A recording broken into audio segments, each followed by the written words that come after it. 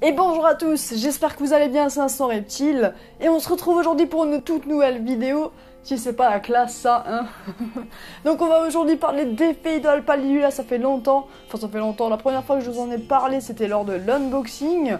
Et là maintenant je vais vous donner des petites nouvelles de ma colonie. Et on va peut-être même les nourrir avec deux petits aliments un peu spéciaux que je vais tester.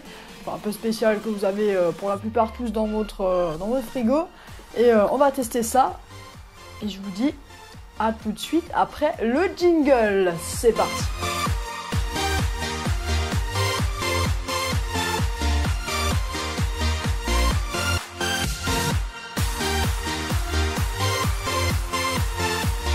Ça fait plusieurs semaines, du coup maintenant que j'ai ma colonie de Phéidol Palidula dans mon nid. D'ailleurs je l'avais mis directement dans le nid dès que j'ai reçu le tube, etc. avec le début de colonie dedans. Je vous mettrai le lien dans la description hein, si vous voulez, n'hésitez pas à aller voir l'unboxing qui a d'ailleurs explosé les records de vues, c'est un truc de dingue. Donc ma colonie comportait au tout début, au premier jour, il y avait une vingtaine d'ouvrières. Et là j'en compte au minimum une trentaine, entre 30 et 40 ouvrières à peu près. Et pas mal de couvains aussi. Voilà, donc il y a quelques larves, des nymphes, etc. etc. Et j'ai eu récemment, donc c'était il y a 2 semaines à peu près, il me semble, ma première majeure dans la colonie. Donc comme quoi, les majors arrivent très rapidement chez les Phéidol Palidula. Et là je suis vraiment content, ma première major quoi, c'est vraiment énorme. Je l'ai vraiment vue du stade où elle était encore translucide, toute juvénile, au stade où maintenant elle est vraiment bien, elle est assez grande. Il y a l'algastre qui explose la plupart du temps, donc c'est vraiment cool. Voilà, donc je pense que ce qu'on va faire, c'est qu'on va faire un petit nourrissage. Donc hop, je vous ai préparé du blanc de poulet, ainsi que un autre aluminium avec des petites miettes de rosée aussi. De rosette, des miettes de rosée, on va nourrir la colinatus. Donc voilà, on va faire un petit test, voir ce qu'elles préfèrent, déjà voir si elles viennent sur la viande. Normalement ça devrait, bon, après je sais pas du tout, j'ai jamais essayé. Faut dire que les Phéidols sont normalement surtout insectivores et aiment bien les liquides sucrés. Après tout ce qui est viande, tout ça, je sais pas. Donc c'est pour ça qu'on va faire un petit test en vidéo. Si elles ne viennent pas manger dessus, je vous mettrai quand même la vidéo. Ça peut toujours être intéressant pour vous de voir si ça fonctionne ou pas sur cette espèce. Et ça peut toujours être une alternative autre que les insectes. Alors bien sûr, faut pas privilégier ce genre d'alimentation. Il faut aussi donner des insectes, tout ça, ça fait partie de leur régime alimentaire. Et des liquides sucrés, etc. etc. Avant de commencer ça, je tenais à vous dire que j'ai un petit projet peut-être pour la chaîne. Et pour moi-même d'ailleurs, qui concerne aussi des fourmis. Donc je vous en dirai pas plus pour l'instant, on verra dans les semaines qui suivent, les jours voire semaines qui suivent, et on en reparlera ensemble. Alors c'est un projet vraiment top voilà, que j'avais envie, j'attendais d'avoir un petit budget pour pouvoir faire ça, et là il s'avère que je peux l'avoir, donc je vais le faire et je vais me faire plaisir, je vais vous faire plaisir en vidéo. Donc voilà, pour ça, je vous donne rendez-vous à dans quelques semaines. Et ne quittez pas la vidéo. Ça, on va le faire tout de suite, vous inquiétez pas. Allez, c'est parti, on va commencer le nourrissage. Donc, ce que je vais faire, c'est que je vais prendre des petits aluminiums là, avec le blanc de poulet et les miettes de rosette, les mettre dans l'air de chasse et attendre que les fourmis se jettent dessus. Voilà, je vous filmerai pas ça avec la GoPro parce que la GoPro n'a pas n'a pas de zoom et une qualité assez bonne pour filmer de près, mais vous aurez quand même les images avec un autre appareil. Non mais sérieusement, je filmais avec mon téléphone qui a quand même une bonne caméra, tout ça, donc voilà, on ne pourra pas voir les minuscules détails, mais on pourra quand même voir un minimum, et voilà, j'espère que ça vous plaira. Allez, c'est parti. Alors je vais commencer par placer le blanc de poulet, les miettes de blanc de poulet dans l'air de chasse.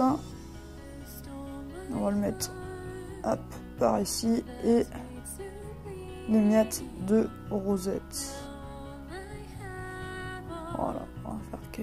voir si elles viennent dessus. Et on verra tout de suite ce que ça va donner. Là pour l'instant la colonie, y a 2-3 ouvrières qui se baladent dans l'aire de chasse comme d'habitude. Mais bon, pour l'instant, il n'y a pas trop d'ouvrières qui s'affolent encore, tout ça. Donc on va voir ce que ça va donner. C'est une expérience pour moi aussi, comme pour vous.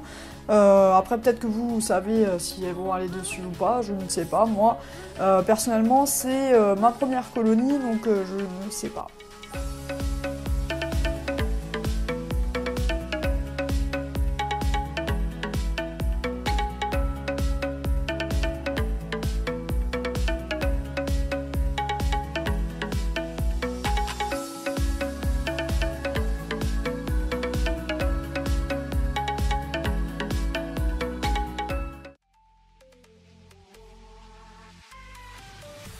Donc là, on peut bien voir que les ouvrières sont en train de s'affoler un petit peu. Peut-être qu'elles ont senti qu'il y avait de la nourriture dans l'aire de chasse. Et là, il commence à y avoir un petit peu de monde dans l'aire de chasse.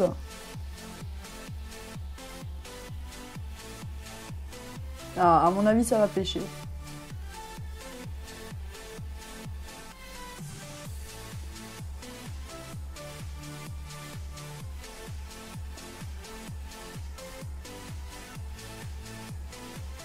Ah, je crois que le blanc de poulet...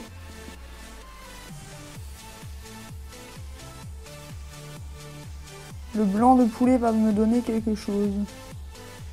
Et on va passer directement voir au niveau de la rosette qui pour l'instant ne donne rien, aucun résultat. Donc il n'y a aucune fourmi qui se jette dessus. Ah, c'est cool, elle commence à explorer la rosette. Donc a priori ça a l'air de leur convenir, mais moins que le blanc de poulet, qui lui a peut-être plus de succès à ce que je vois. Donc on voit bien sur la vidéo que ma colonie se porte extrêmement bien. Les ouvrières sont très réactives et elles se nourrissent super bien. J'ai énormément de couvains qui va pas tarder à se transformer en fourmis, donc c'est des nymphes. Les nymphes, c'est le stade après la larve chez les Phéidol pallidula. Il faut savoir qu'il y a d'autres espèces de fourmis qui font une larve. La larve va tisser un cocon à partir d'un certain stade, va se transformer en cocon. Ensuite, ça va se transformer en nymphe et après en fourmi. Là, c'est plus rapide, c'est d'abord la larve, ensuite la nymphe et après la fourmi. Donc c'est pour ça que c'est déjà une espèce qui a un développement plus rapide. En moyenne, une fourmi met environ 1 mois à se développer entièrement, donc de la nymphe jusqu'au stade fourmi.